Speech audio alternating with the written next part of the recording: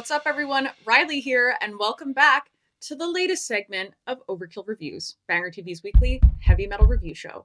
If you haven't already, before we get started, make sure to give us a like, give us a subscribe, and check out that dang Patreon. Today, black metal.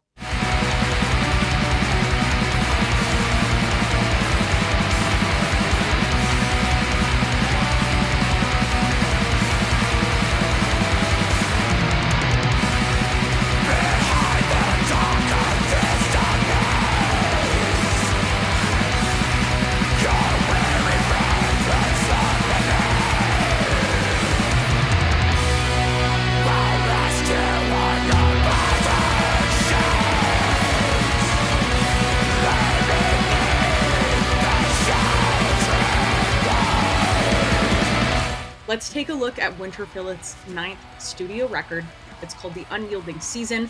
It's out now, March 27th, 2026, via Napalm Records. So if you're into black metal, specifically the type with a little bit of whimsy, and you don't know who Winterfylleth is, I'm kind of unsure as to where you've been this whole time. So Winterfylleth is a 5-piece band from Manchester in the UK, and they've been in this game since 2007. Their lineup currently sits with Chris Naughton on guitar and vocals. We have Simon Lucas on drums, Mark Deeks on the keys, Russell Dobson on guitar, and bassist Mark Doyle. The word Winterfylleth is actually Old English for the month of October. So I got very lucky to see these guys play in their hometown in Manchester back in 2024 when I was still living in England, and our great Canadian band Wormwitch had opened up the show for them, and the entire thing was fantastic. And throughout everything that Winterfylleth has done up until this point, they've become very known for some really beautiful acoustic pieces that are paired alongside just some good old traditional black metal. So let's see what this record has in store for us this time. So I've been listening to Winterfylleth for yonks now, okay? Like donkey's years. And I remember specifically when their third album came out in 2012, and I heard the track The Swart Raven for the first time.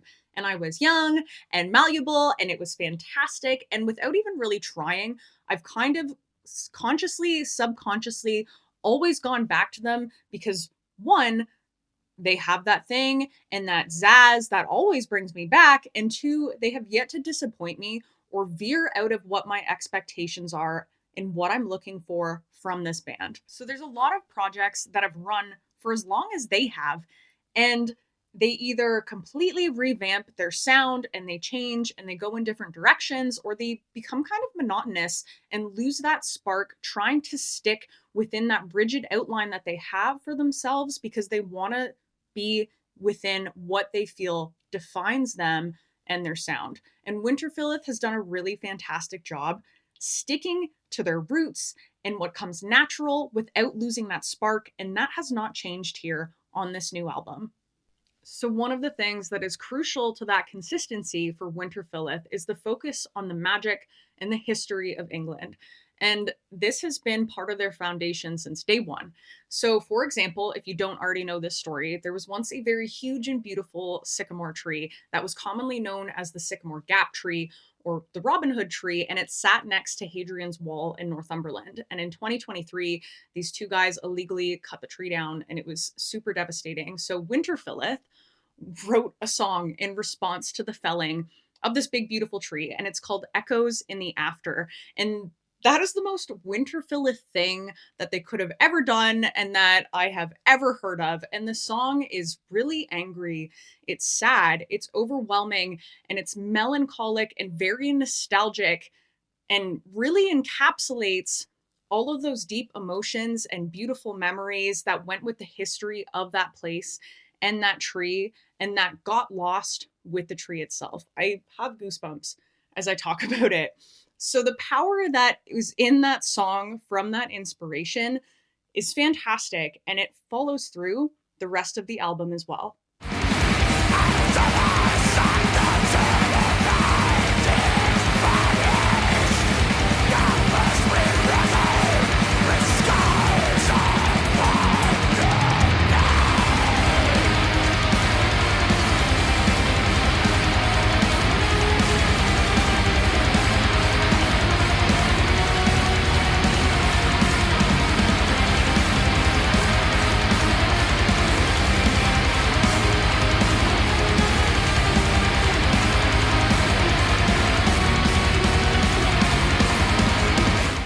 So the entirety of this record felt like two very distinct halves. So first half of the album, black metal.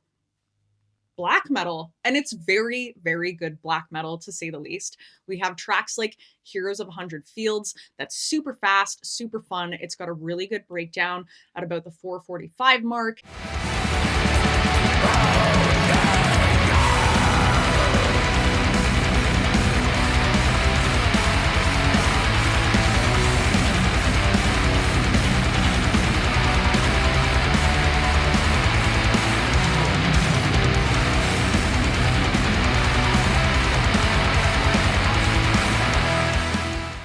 And a hollow's existence that's super forceful and driven. And then as we get a little bit farther, we have the Unyielding season. And this felt like a little bit of a teaser as to where the album would start to kind of turn around a bit, but not yet to the fullest extent. The introduction to this song is so pretty, and the drums that come in at about 110 are perfect. There's no other way that they could have made that any better than what it is. Hats off.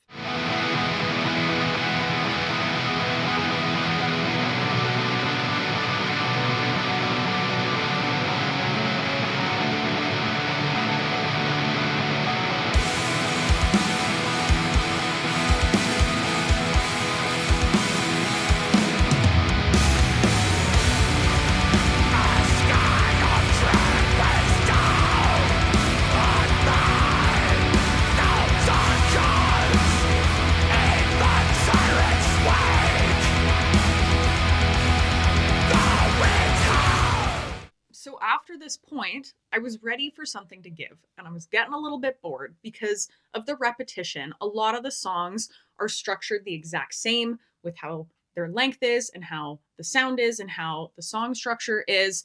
But then the record flips into the second half of the album that kind of feels like this is where the dividing line is for me.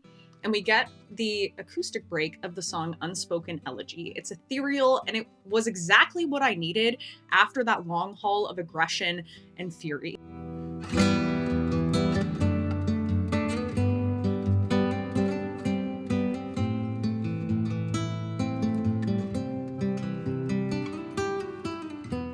We then have like two more really banging black metal tunes, another acoustic break, and then that gets followed up by this wicked Paradise Lost cover to close the album out.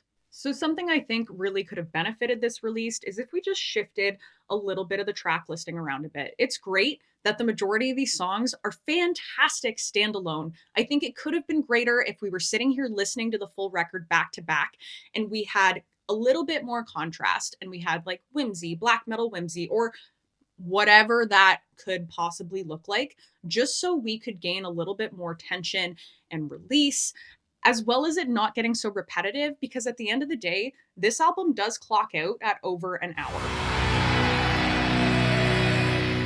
So with this record appearing like there's sort of these two dynamic halves, one being that heavier side and then the other being that inherently more like atmospheric and whimsical side, they have a really good way of pairing those two sounds. One that's so deep and aggressive with rage versus the latter that's more divine and melodic. And these aspects create this ever continuing Ouroboros effect where they spin around each other and they dance with each other. So roll the tapes because you got to listen to the track Where Dreams Once Grew and you'll know exactly what I mean.